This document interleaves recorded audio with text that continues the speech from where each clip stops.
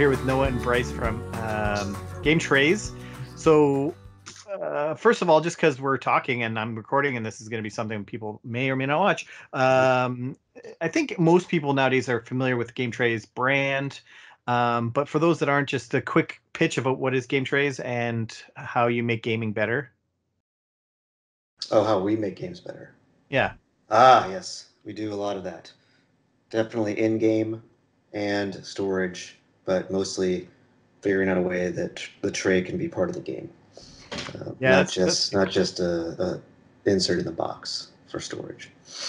Yeah, all the ones I've seen so far are like just make setup of the game like 10 times faster and tear down, because you just take things out and boom, you start playing, as opposed to opening all these little baggies and dumping them all out all over the table, and just ridiculous. I know Especially, for especially for games that have something you need to set up, or like a market or resources or things like that that you could normally would just throw on the table somewhere. you guys did one for a game I designed, was In the Hall of the Mountain King. Mhm. And so that is absolutely crazy amazing, because it literally just the setup time for that is like bump bump, and yeah, you have to flip up some cards or whatever to start playing, but other than that you're ready to go, which is so great, coming from me having only ever play tested my prototype version, everything in little baggies, and like it's just so Like, give me 20 minutes here, I will be ready to yeah. play. So Yeah. we're talking now about how some options to put Game Trayz in the deluxe version of Mind Management, which will be, I'll say, Kickstarter exclusive, but I think I'll also sell it like at cons or something like that. So whatever that means. Just there's gonna be a retail version and a deluxe version. And so mine's a bit different option for you guys, because you guys have never done, and I hate kind of using the word legacy, because as soon as you say envelopes with hidden stuff, everyone just says, "Oh, a legacy game." I'm like, well, no, it's not a legacy game per se, but we're calling it the shift system, just because it's a one versus many game, and it shifts the balance back and forth between the two team sides, that they get to open an envelope after one side loses to make themselves better and better. And there's upwards of 5 envelopes for each side. And I keep calling them envelopes just because that's what I'm used to from other legacy style games. But now we're going to be talking to Game Trayz. They won't be envelopes. They're going to be some sort of cool packaging. Cool tray-ish Yeah. thing. Yeah. So the way that, if I'll explain it again, because I kind of typed it on an email, but just so we kind of understand and we're on the same page of how I see the game working with the shift system, is that at the end of a game, one side loses, they go in and they open the next successive, they're in order, so 1, 2, 3, 4, they open their next successive package, and they get to look at the contents, probably just because it's exciting to look at, but then they pretty much just put it right back away and pack everything up, unless they're going to play another game immediately. And then when it's time to play a game, let's say you open the box, whatever side lost most recently, which you would track kind of like a Pandemic Legacy, where on the back of the rule book would be some sort of tracking system, so you'd look who lost most recently, they get to choose how many boxes or packages or envelopes to play with. And so if they have 3 available to them, 1, 2, and 3, maybe they say, you know what, I'm going to choose these 2. The other side gets 1 fewer. And so they would choose, of the ones they have available to them, they're like, well, I'll just choose this one. And so one way we could do it is, we had talked about, and I think did you have a visual sample of that, where it was like a little container with a clear plastic snap lid? Mm-hmm. Yeah. Where if we designed, and it would have to be reshaped obviously to fit a playing card size, but that's that kind of a thing. Where if it could fit a playing card, then we could have something butt up against the top on the inside, butt up against it, so that it obscured the contents. Right. But then going forward, you would be able to see which ones are open and which ones aren't, and that you'd be able to choose there's a bunch of examples. That's great. You would choose and not choose. The only downside to this, but I don't know a solution to it, and I think this is fine. The only downside is that it feels like it's going to be a finicky teardown, because you'd have to put all those specific components back in their specific trays. You know what I mean? So that next time you play, they might choose a different one. Like, that one I didn't like, or I didn't get much use out of. I'm going to try a different one, and so they won't choose that one. So I think from a gameplay perspective, it makes sense to ask players to put all the contents back in their individual packages, and we're only talking about 1 or 2 cards, a couple tokens, these kind of things in each thing. So maybe it's not that big of a deal. I don't know. Each card or token will have the package content label on it, like it's put back in envelope 2. I'll keep calling it envelopes. Package 2 or what have you. So maybe that'll be fine. Just depends on the gameplay, aspects to each envelope, each package. Knowing what you know about my game, either A, do you have any questions about the spreadsheet I sent, or do you have you come up with other ideas, or we're just kind of starting the brainstorming now? And we'll just start the brainstorming basically, but basically the idea that we have to come up, or the thing we have to get to the bottom of, is what are the possible items in each of the envelope trays, and what possible things could be in there. Do they get mashed together with other elements of the game or other envelopes? And how easy is it going to be to use these in game once you've opened them? Or do we have to come up with a new thing to put them in afterwards, or to combine them with other things? So if you go to the page that I sent you, though not the one that I filled out from your official site, that one is fine. That's the main game. But if you go to the one of all the shift contents, which I won't show in the video because this is all got top secret stuff, but we can talk about it. I tried to explain sorting. Column J is sorting after it's opened.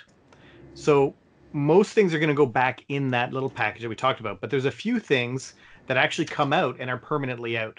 So regardless, it's not going to be tied to that envelope anymore, that package anymore. So once it's out, those players have it forever. So there's like three-ish items. So not a ton, but 3 things that are.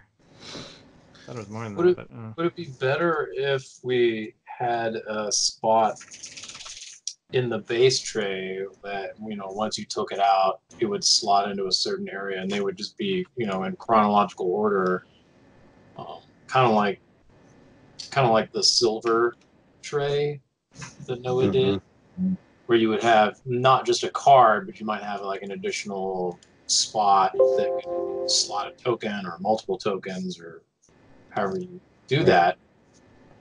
Because we did have the main tray where we had discussed making 2 trays. You got your base tray that would hold all of the little envelopes, and then there's the table tray that would come out that would hold all the main components needed for that game. Component items, yeah. So yeah, I mean that is a.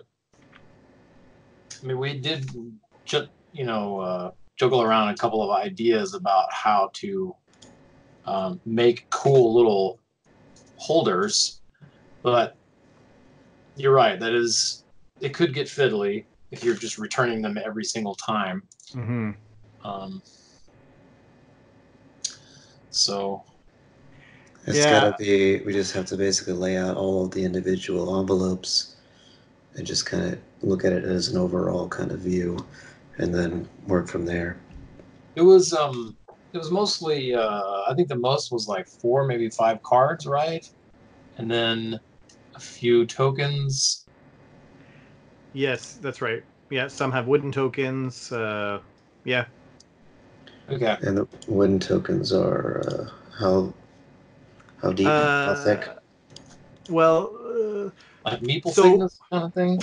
Well, the ones that are going to be new characters that they get, they won't go back in the envelope. They'll come out and they'll be permanently available for the players. So that we have to worry about as far as storing them originally, but afterwards, if they're going in some other tray or something, they can go with the main set of components. You know what I mean? Right. So the game starts with 4 main agent characters that are going to be a nice chunky, like a bust of a character that you move around on a board in the deluxe version, and then you get more of those characters. So if it was going to be, say, an inserted spot in the tray where they kind of snap into place or fall into place or whatever for each one, there would be 2, I think just 2 more. There'd be 2 empty spaces that in the future, when you unlock it, you would then put these characters in. That's one way to do it. The only other one that's not cards, I think, is the Psychic Tripwire, which has a bunch of, I guess, like Settlers of Catan Road type tokens. 7 of those tokens. And then a lot of them have just cardboard tokens in them. Of anywhere from 1 to 4. So that makes it, with the cardboard tokens, that's what kind of makes it tricky if it's... Did you see that image I sent you about like this row of cards? Obviously meant exactly for just a card game. Emailed to you earlier today. Oh, yes. Let's see. But is there a way... Oh, right. Yes. Does something like that make sense? Because then that's easy to pull things out. It's maybe like some sort of cavity that you pull out and it pulls all the contents out. But again, once you're dealing with tokens, it feels like that'll be fiddly as well. Yeah, I mean, we've done that before. Similar. That's what Bryce was talking about with the silver tray. But we would probably want to either still have, I mean, we'll definitely need some sort of tray to hold all the pieces before you open it. And maybe those can slot in like that. If they have a lid and everything attached. If you want to keep them in those original trays, or that's where they start, and then there's another tray that has that kind of feature plus other stuff to hold all the extra cardboard and wood pieces. Yeah, I'm not really sure what the best solution is there either, because I'm just trying to think of like starting the game. From a starting the game perspective, it does seem neat and easy to just look at the open contents from these see-through lids. That seems nice and easy. It's just the teardown. But no matter how you slice it, the teardown is going to be people taking the specific items and putting them back into something, whether it's into a card row or its own individual package. It's got to go back. It has to. So there will be that fiddliness no matter what. Right.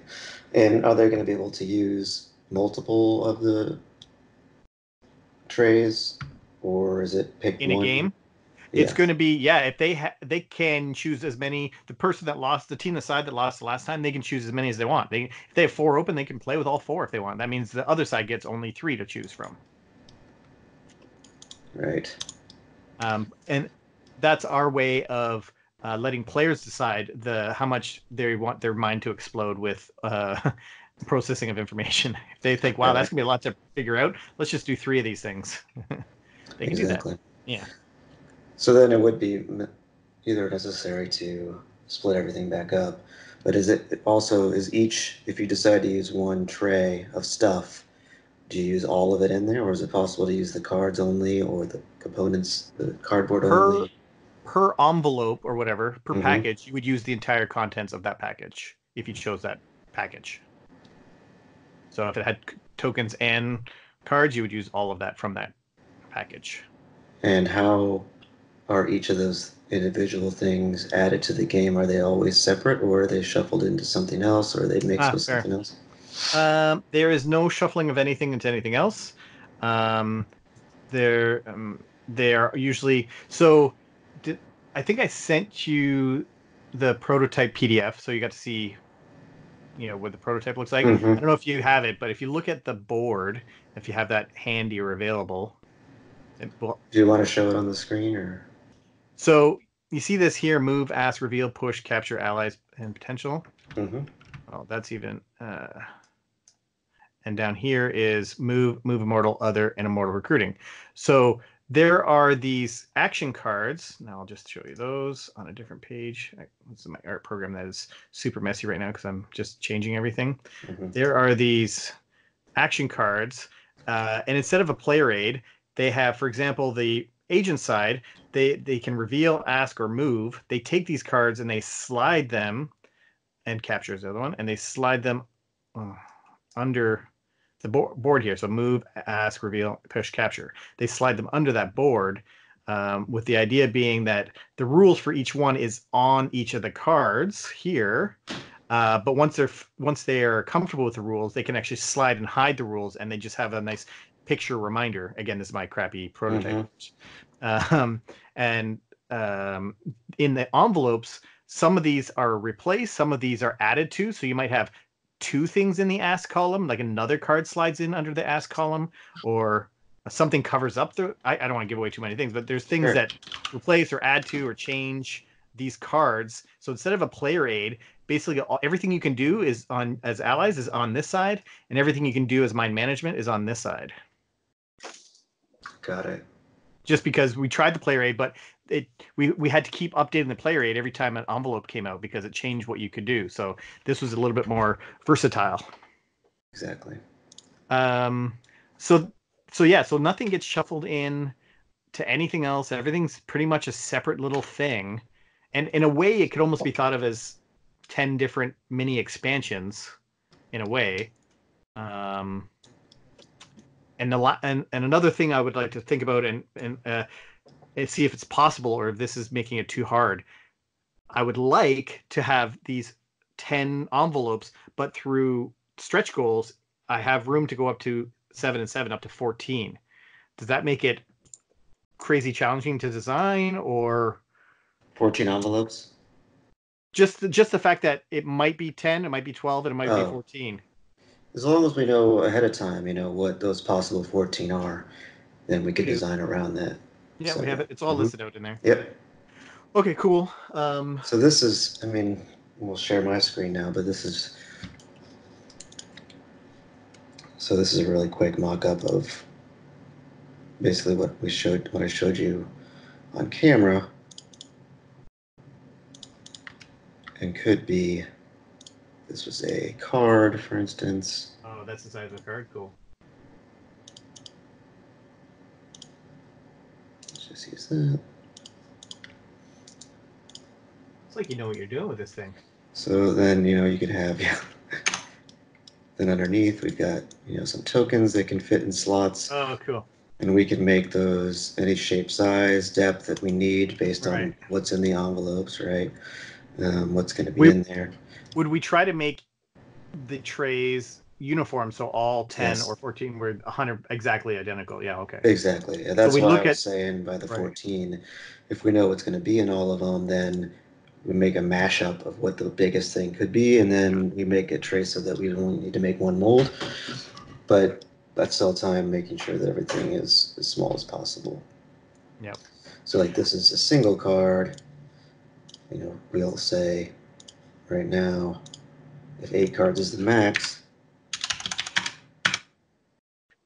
and now we got 8 cards. Interesting. And if 2 tokens is the max thickness, we can make this spot tall enough for 2 tokens. At 1.6 or at 2? I think it's right now it's at 2 millimeters, but yeah, this is just something I did right. Yep. So it'll all be done to the specs that you gave us. Great. And then we'll say, well, max 4 tokens, max 2 tokens tall, max 8 cards, sleeve cards, double it, etc., if we want to do that. Wood token, obviously, so 7 millimeter, that might be our minimum right there. If the meeples are 8 millimeters thick, we might have to bump this up.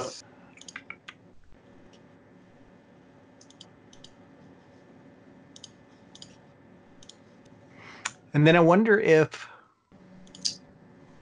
because if my box was, I'm planning on a 12.5 by 9.5 box, which is a smaller-ish size box. It's like the size of a Belfort box. Mm-hmm.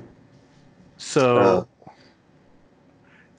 well, what we normally we work out from the trays out to the box. Fair. Because as you see with this, even with this example here, there's certain draft angles we have to use. Yes. In order to make the molds correctly and the parts to form correctly. Yep, absolutely. So this is error you have to deal with. So we take this, we make the tray, then we make 10 of them, 14 of them, put those in a row, build the other tray around that, and then tell you what the box size needs to be. Potentially, it could be two layers of those. Exactly.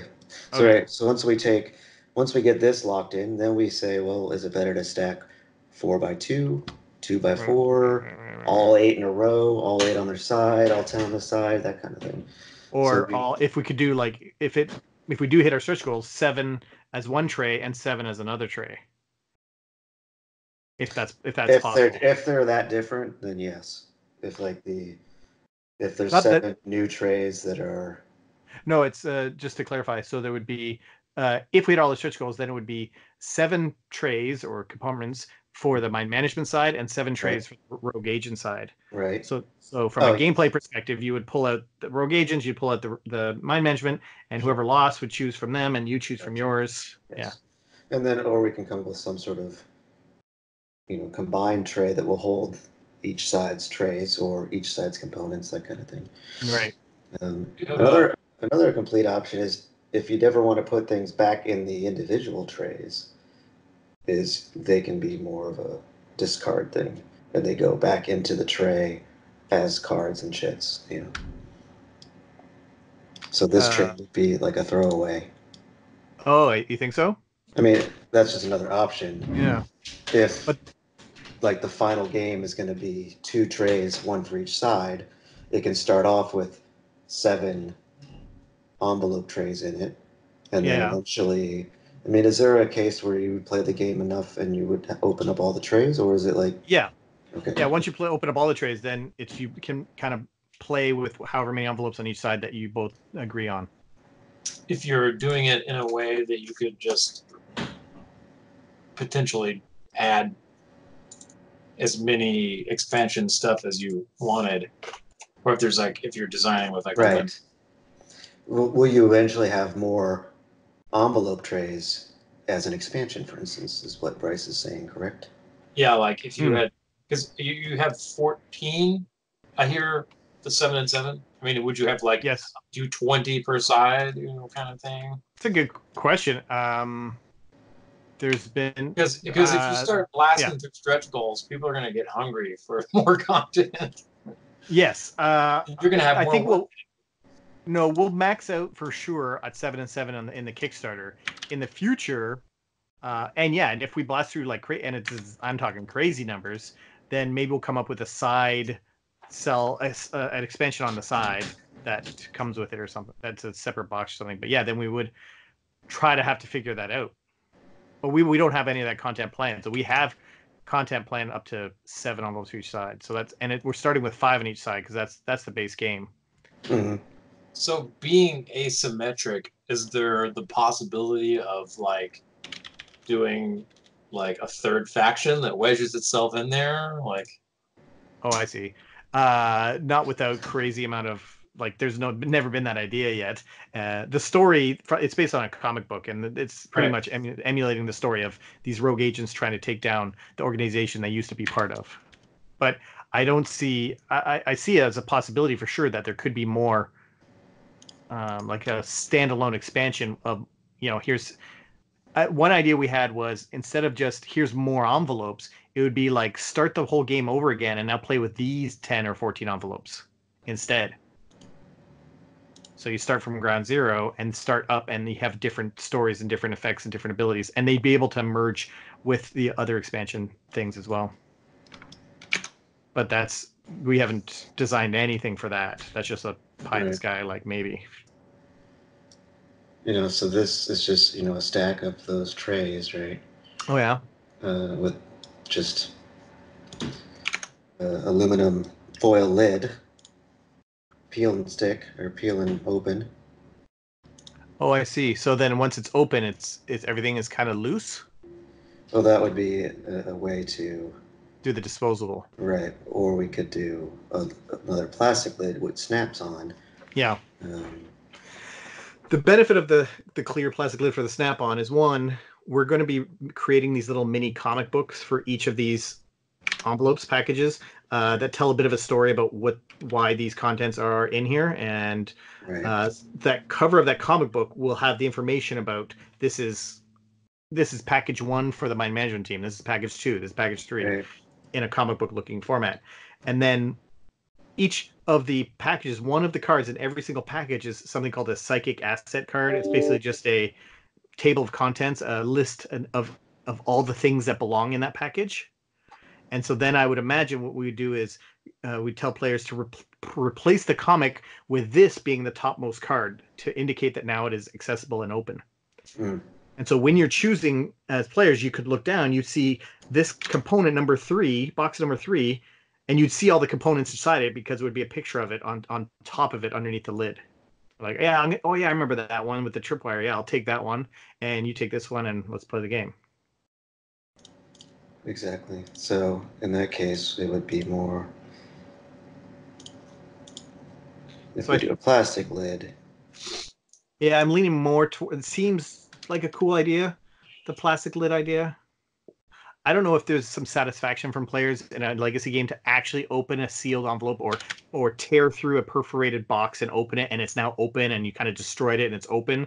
There's a teeny bit of satisfaction to this, whereas which we were trying to replicate with that foil ripoff. Right. We could do a plastic ripoff also. But if we need this to be playable and have it resealed, like with a lid, it seems like it's more functional. There's the inverted nested lid that would pop down, but then you could seal it up with like a, I don't know, foil sticker or something, or maybe like a faction sticker that seals it up. Right. Right. Yeah, that's true too. Yeah, it could just be a sticker. So you still get that, like, yeah, we're opening it. Yeah, that's true. Okay. That's cool. I'm usually very careful with those. I like slice them with a knife or whatever, and then you still, because a lot of times they'll, like I said, they'll put like a faction logo or something on there. Yeah. You want to keep that identifier, even if it's not necessary. Right. Then I don't know if there's any more you want to talk about the base game, or so. I'm liking the concepts we're talking about for the shift system. The snap-on lid, clear through, see-through seems cool, but then for the base game, I don't know if it makes. I put in the list about which things are for the mind management side and which things are for the rogue agent side. So obviously that'd be probably ideal if things came out or separated like that in the box. Right. Yeah. So if once we come up with this idea, then we can come up with another part, or either in the base tray or another tray that, depending on which way we go, if it's going to be a new tray that everything goes in, or if we're going to somehow integrate this into the new system once you open it.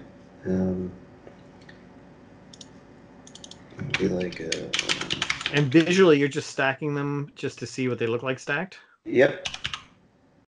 It's basically a way for everyone here to see, kind of helps people kind of figure out. But once we do it for real, we'll do it all and figure it out and do all the correct angles. Yeah. But ideally they'd be all like flat beside each other. Yeah. Stored in the box. Whatever we come up with. We don't know yet. I'm just saying, from a gameplay perspective, if I was starting the game, one idea would be that there's 2 trays you pull out of the box. One is for the mind management side, one is for the rogue agent side, and just visually, without even doing anything else, you see all the tops of the 7 trays and the 7 trays. That's one way to do it. So you're saying all 7 are visible from the top? So you have the middle area, and then you have the 2 sides, right? The middle area with like all the main stuff and the main tray, 2 sides of trays lined up.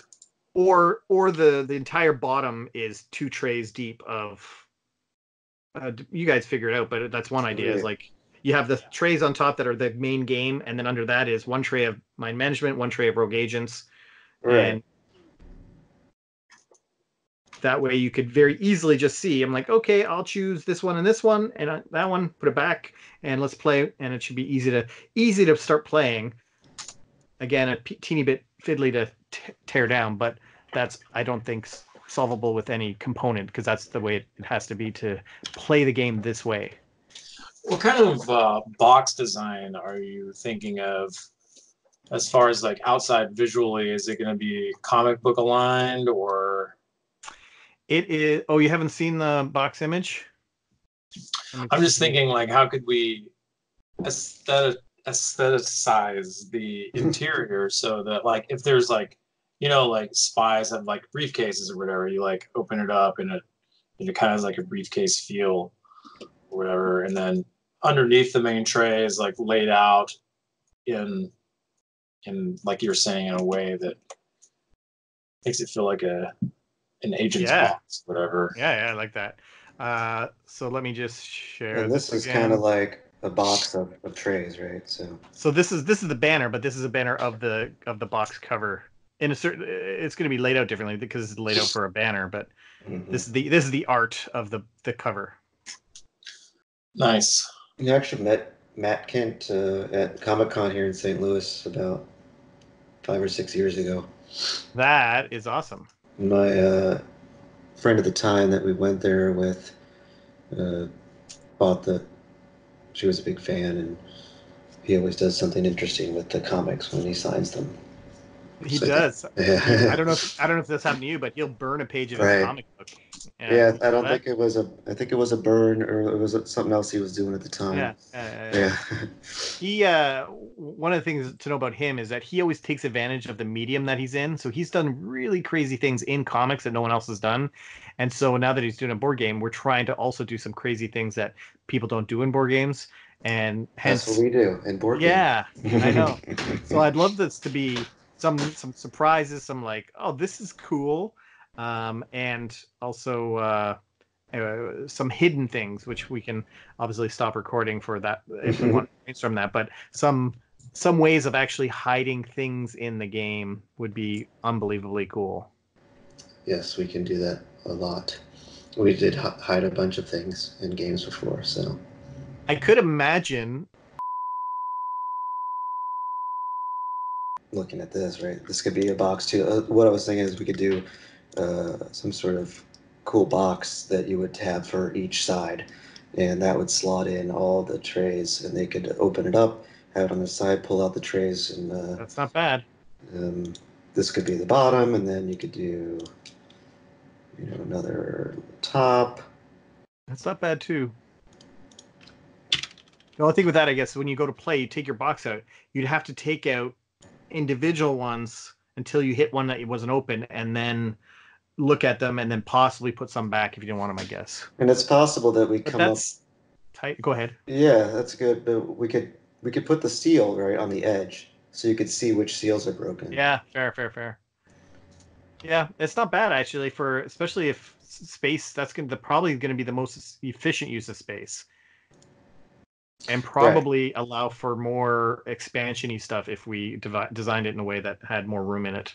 Like if we made that box, could fit 4 more boxes, for example, 4 more envelopes or whatever we want to call them.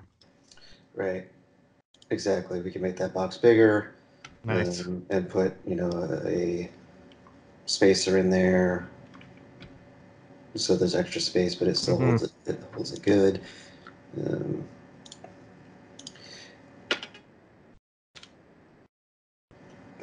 Sorry, one sec. So, going back to talking about secret stuff, which I'll edit out. Any other questions about the base game and how that's laid out? Not yet. What we will do now is take your spreadsheet, all the components, and like you saw, like the card and just the samples I mocked up here. We mock up the entire game in 3D, each component, organize it in a single assembly, skin it all with artwork, and then once we have that, we can start building the trays around that.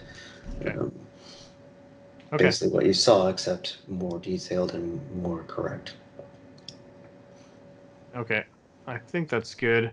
I don't think there's anything else that I need to say. But then, like, how available, I guess, is artwork?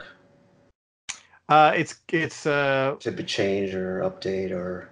Yeah, so Matt Kent is doing all original art, and so he actually just yesterday submitted all the art to us for enough to make the samples.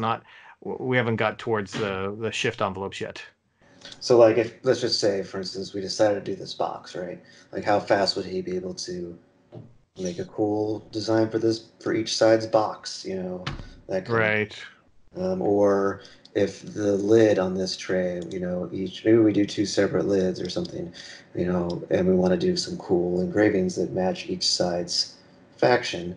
Yes. How He would want to do that. normally what we do is we take an art from the game that's already made, like the cover that you gave us, for Yeah. instance, and we would take that and then trace things or alter things and use what we can. I mean, obviously you can't get as much detail as Yeah. that, but we know like what can be seen in plastic and what can't. So we'll take that brain, for instance, and we'll make a brain that matches the exact artwork in the lid. But if Matt wanted to custom design that, we can meet with him or you and tell you, this is the kind of depth Cool. that we can possibly deal with, and still be seen and look like the actual thing in plastic. Yeah. Does that make sense? It totally makes sense. So I would imagine he would want to do that. I would want that, and this is like for him. He's like obviously he's a expert in the world of comics, but Sure.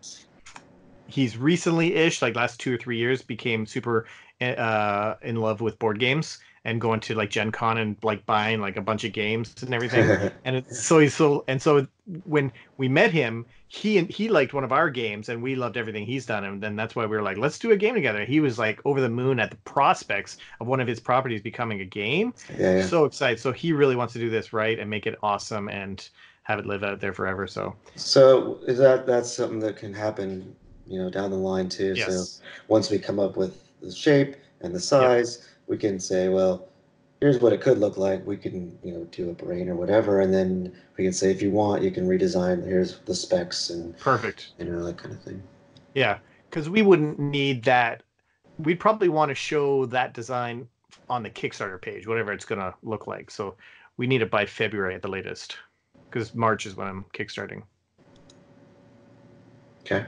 Seems fair, right? Like, it seems like. I mean, we have the ability to change it afterwards if we wanted to, but might as. Exactly. So for the Kickstarter, we can render up something really nice. Cool. And I mean, it's pretty much understood that it's going to change just because of how Kickstarters work and production. Once we get to certain points, component-wise, making sure everything fits. But cool. All right, this is great. I love it. Yeah, I'm excited. We're excited too. It's going to be awesome. I almost wish there was more stuff in these trays so we can make them more interesting. Oh, I see. They used to have more components, but that's why we got to 7 and 7, because we found that there was actually getting a bit because it was different things that did different things in an envelope, and it made it harder for players to choose. I like this, but I don't like that, so I don't. And it's like, yeah, so I don't really care about the gameplay. That's not yeah. It's more like how we're gonna make a cool tray to fit all this junk. That's right. Awesome. Cool okay, junk, well, junk. Is there a timeline? Is there a next time we should be talking or seeing something? I don't know. We'll just start working, and if anything changes on your end or if anything new happens, just let us know. But we'll start mocking up all these components, like I said, and then I'm thinking that this envelope tray is our first priority, and then once we get that shape down, then we can build that into the whole system, and then we can decide, do we want to do a box, we want to do another tray, what kind of opening system do we want to do, a zipper or a sticker or whatever. And then once we've figured that out, that'll tell us the exact size of the box. Right.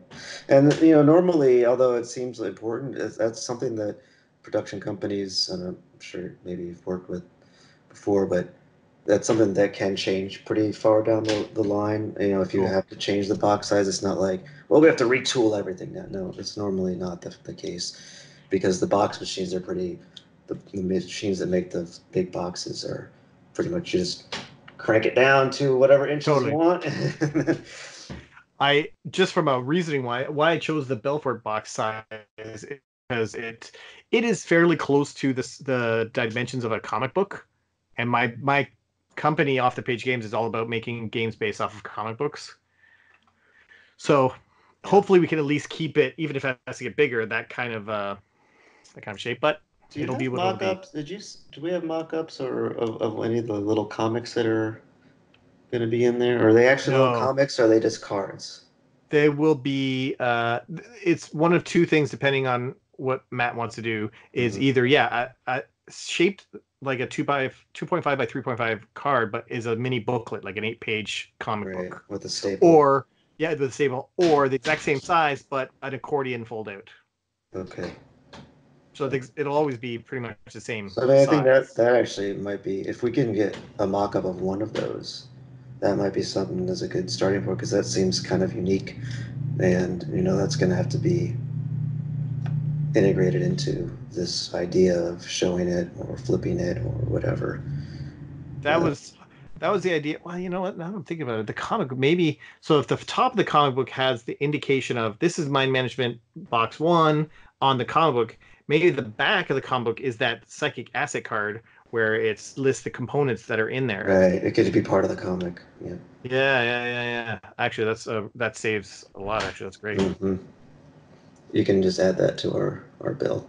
The money you saved. Yeah. 8 cents I saved. Cool. Yes. Thanks. Awesome. Okay, well, let's go make some magic. Awesome, Thanks so much. Thanks so much, guys. Appreciate all your time. Yeah, no problem. Have a good one.